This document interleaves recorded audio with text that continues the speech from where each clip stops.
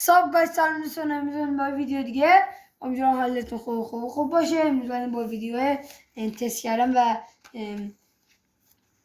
آنباکس میوه اژدها که من اونجوری که سرچ کردم، یکی از میوه استوایی 180,000 تومان قیمتش خریدم تو گاردشه. از گاردش خریدم. میخوام بیده بهتون اطلاع کامل بدم. حالا بچه من اونجوری که سرچ کردم اسم میوه اژدها. شما حالا میدونی اسم میوه چیه؟ اگه میدونین اسمشو تو کامنت ها برام بنویسین حتما. نکنن قرمز دوندونم داره. خب حالا میریم برای آنباکس کردنش. کاتر نداشتیم، کاترم خراب شد. با چاقو حالا چیز میکنم.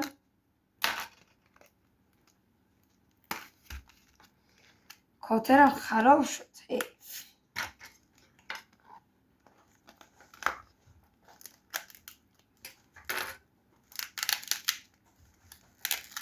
پشمام بسای داریو اینجوری بسندی نمیکنه که این اینجوری کرده.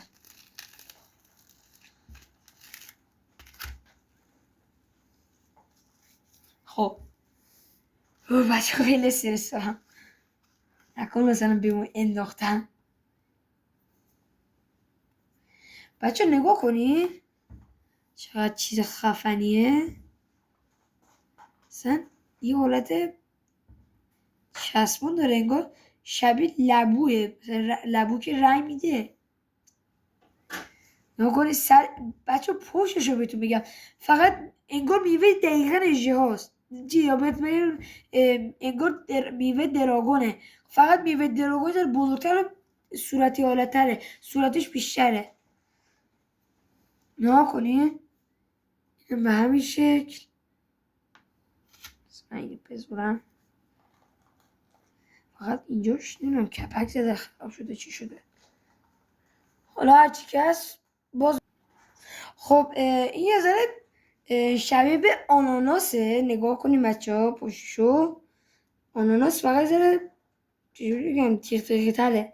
بعد میوه دراگون توش سفیده، فقط این توش قرمزه. همین اونجا که رفتیم مثلا بخریم گفت اون مثلا شیرین تره، مثل ملسه. خب حالا نگاه کنین بچه، اگه اسم اینو میدونین تو کامنت ها بهم بگین. این دقیقا اینجوری میشه. بذار اینجوری میوه کاملش اینقدر.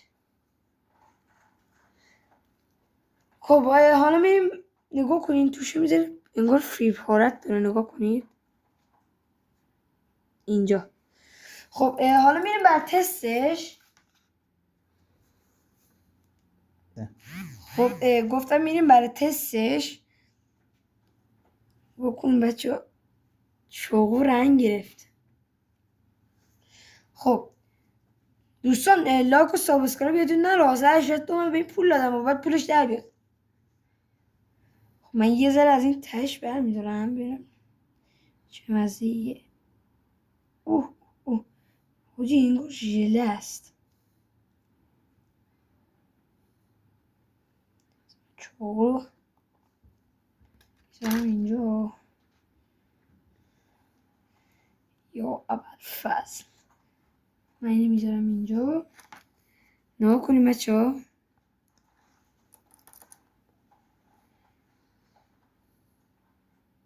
حالا میخورمش ببینم چه مزه‌ایه.